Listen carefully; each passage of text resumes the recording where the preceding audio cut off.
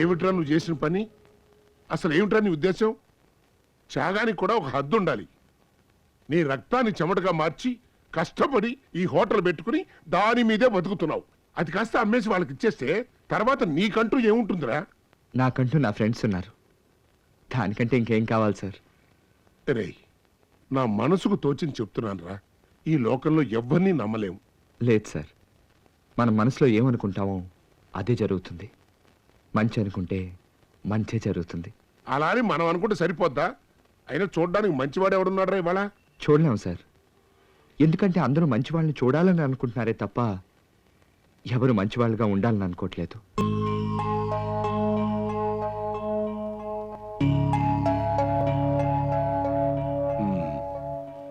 ఏదోరా, నీ మంచి కోసం చెప్పాను. సరే, నీ ఇష్టం వచ్చినట్టే చేసుకో. అవునరా, నువ్వు మీ మ్యూజిక్ డైరెక్టర్ని అడగొచ్చు కదా. నువ్వు పోటీలో గెలిస్తే ఆయనకి సంతోషమే కదా. అన్ని వేలు ఎలా అడగలరా? ఎందుకు అడగలేవురా? ఎన్నాళ్ళ నుంచి ఆయన దగ్గర పని చేస్తున్నావు కదా. ఏ రోజైనా ఆయన నీకు జీతం ఇచ్చాడా? ఇవ్వలేదు కదా. ఓ మంచి పని కోసమే కదరా అడుగుతున్నావు. తప్పకుండా ఇస్తాడు, వెళ్ళి అడుగు. రే, నీకు మొహమాటం అయితే చెప్పరా, మేమంతా కలిసి వచ్చి అడుగుతాం. కావాలంటే నేను కూడా వస్తానయ్యా.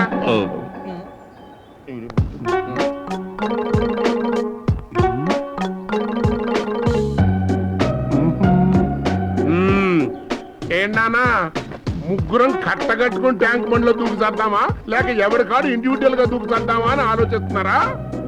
సంతోషించంగానే ఇటు తిరగండి, తిరగండి. ఏంట్రా, అసలు మీకు ఇంతెద్దు కట్టాలనేటువంటి ఆలోచన కూడా ఎప్పుడు రాదా? ఎందుకురా నా జీవితంతో ఇట్ట ఆడుకుంటారు? హలో పెద్ద యాక్టరు, ఆ యాక్టింగ్ ఆపు. నాకు ఈ నెల డబ్బు చాలా అవసరం. హౌస్ ట్యాక్స్ కట్టాలి. వెంటనే డబ్బు కట్టేటువంటి ఏర్పాటు చేయండి. తర్వాత ఏమనుకున్నా ఏం లాభం లేదు. నువ్వేంట్రా కారుకి స్టెఫ్నీ టైర్ లాగా ఇక్కడే ఫిక్స్ అయిపోయావు? లేదు సార్, ఓ 2-3 రోజుల్లో ఊరు వెళ్ళిపోతానండి. తప్పకుండా వెళ్ళిపోవాలి. వీళ్ళతోనే ఏగలేక చచ్చిపోతున్నా. ఆగిపోయింది. చెప్పింది అర్థమైంది కదా.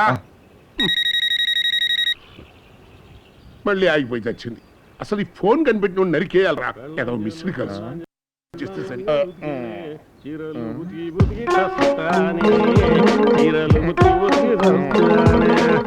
ఇంటి ఓనర్ గారు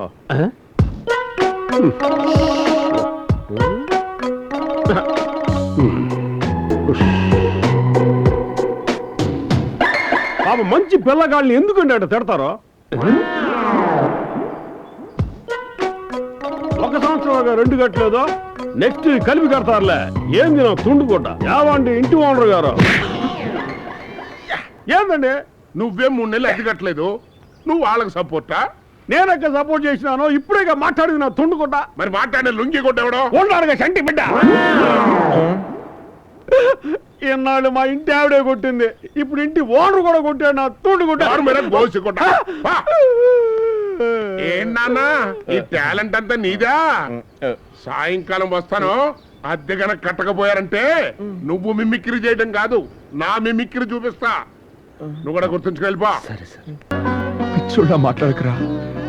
నేను 50 సంవత్సరాలకైనా సింగర్ కాగలను, కానీ నువ్వు 30 సంవత్సరాల లోపు కలెక్టర్ కాకపోతే ఇంకెప్పటికీ కాలేవురా. అందుకే నువ్వు చదువుకోవాలి. నేను ఏదైనా పనికి వెళ్తానా? ఏంట్రా, మీరు మాత్రమే పని చేయగలరా? నేను చేయలేనా? నేను చేస్తానురా. ఎంత కష్టపడైనా డబ్బులు సంపాదించి నేను ఇస్తానురా. మీరు మాత్రం అనుకున్నదే సాధించండి రా. శభాష్ రా. ఎన్నాళ్ళకి బుద్ధి వచ్చి ఒక మంచి నిర్ణయం తీసుకున్నారు. మళ్ళీ బుద్ధి మారక ముందే మీ ముగ్గురు వెళ్ళి ఉద్యోగంలో చేరండి. ఇదిగో ప్రసాద్, నువ్వు ఏదైనా కొట్లో లెక్కలు రాయవయ్యా. నెలకి 1000-2000 జీతం ఇస్తారు. ఇదిగో రాజా, నీకున్న టాలెంట్ కి ట్యాంకు బండి మీద నుంచుని పాటలు పాడుకో. రోజుకు 100-200 చిల్లర సంపాదించుకోవచ్చు.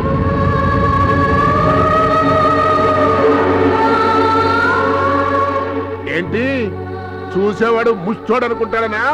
ఎవడో ఏదో అనుకుంటాడనుకుంటే మన కడుపు నిండదు నాయనా. వాళ్ళని ముష్టెత్తుకోమంటావా? అసలు వాళ్ళ టాలెంట్ ఏంటో నీకు తెలుసా? మళ్ళీ ఇంకొక మాట మాట్లాడావో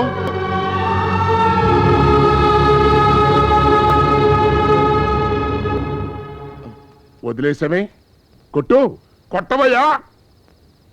కనీసం ఇంటెద్ది కూడా కట్టుకునే స్తోమత లేని మీకు నా ఇల్లు ఇచ్చానే, దానికి నాకు ఈ శిక్ష పడాల్సిందే. పడాల్సిందే. రేయ్ పాపం అనుభవించాల్సిన వయసులో కష్టపడుతున్నారే అని జాలిపడి మీ మేలు కోరి నేను చెబితే నా మీద చేసుకుంటారా?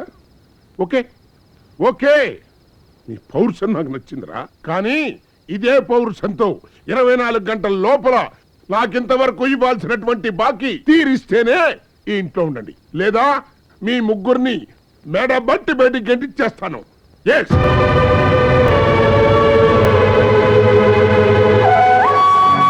నిన్నటి కళ నేడు నిజం, రేపు సాధన అని అంటారు. అది మా జీవితంలో నిజమైంది. ఈ వేదిక, ఈ క్షణం, కన్నవారి చేతుల మీదుగా పురస్కారం అందుకునే ఈ సంతోషము మా 15 ఏళ్ల కలగా ఉండేది. ఆ కళ కలగానే మిగిలిపోకూడదనే మా విజయానికి కారణం మా తల్లిదండ్రులు అన్నామే తప్ప నిజమైన కారణం వాళ్ళు కాదు.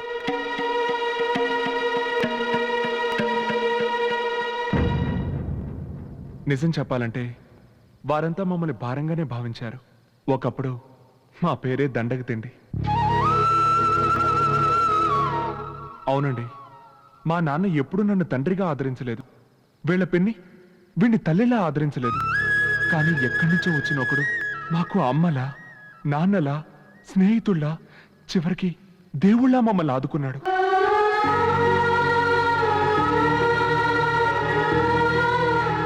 న్యాయంగా ఈరోజు ఈ స్టేజ్ మీద నిలబడాల్సిన వ్యక్తి అతనే.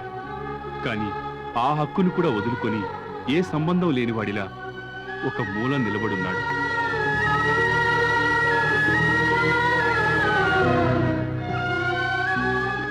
ప్రతి ఒక్కరికి లైఫ్లో ఫ్రెండ్స్ వస్తూ ఉంటారు, పోతూ ఉంటారు.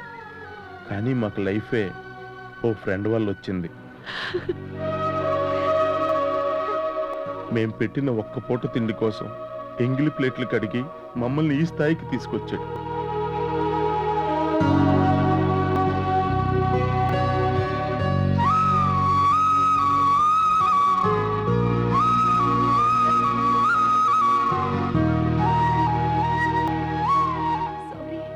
ఆ ఫ్రెండ్ ఎవరనేది మీరందరూ తెలుసుకోవాలి కదా.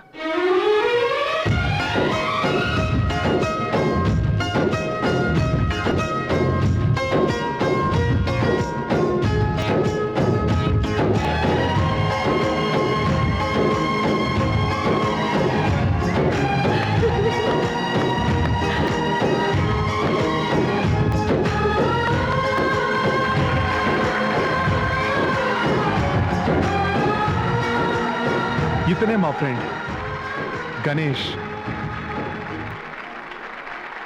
ఈరోజు మేమేదో గొప్పగా సాధించామని అందరూ అభినందిస్తున్నారు.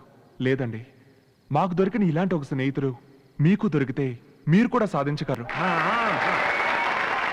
నాన్న, మిమ్మల్ని దెప్పిపోవడాలనో బాధ పెట్టాలనో ఇలా చెప్పడం లేదు. మాలాగే ఎన్నో కలలతో బతుకుతున్న ప్రతి యువత ఆశలను వాళ్ళ తల్లిదండ్రులైనా అర్థం చేసుకోవాలనే చెప్తున్నాను.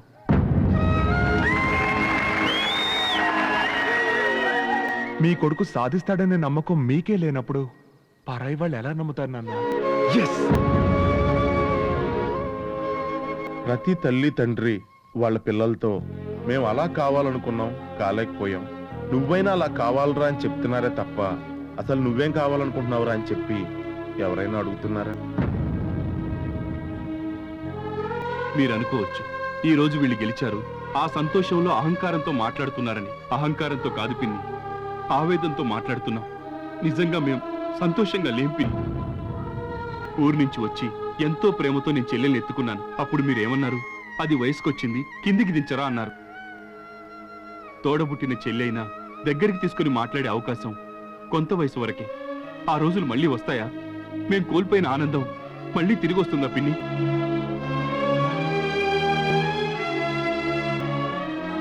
కన్నవాళ్ల ఆదరణ లేక, వాళ్ళ ప్రతిభంతా వృధా అయి, ఇలాంటి సంతోషాలు కోల్పోయి ఎంతమంది పిల్లలు నిర్జీవులుగా తిరుగుతున్నారో తెలుసా? ఇదంతా ఎందుకు? కన్నవాళ్ళు పిల్లల్ని అర్థం చేసుకోనందుకు.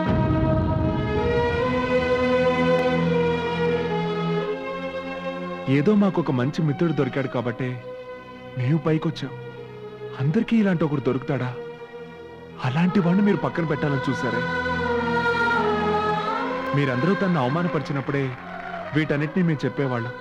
అలా ఆ రోజే చెప్పినట్టయితే మీ నలుగురికి మాత్రమే తెలిసేది. కానీ ఇలాంటి స్నేహితుడు ఒకడు ఉన్నాడనేది ఈ ప్రపంచానికే తెలియాలి. అందుకే ఈ స్టేజ్ ఎక్కి చెప్తున్నాం. ఈ ప్రపంచంలో ఎలాంటి ప్రతిఫలం ఆశించకుండా మన కోసం ప్రాణాలైనా ఇవ్వడానికి సిద్ధపడే బంధం స్నేహమే నాన్న.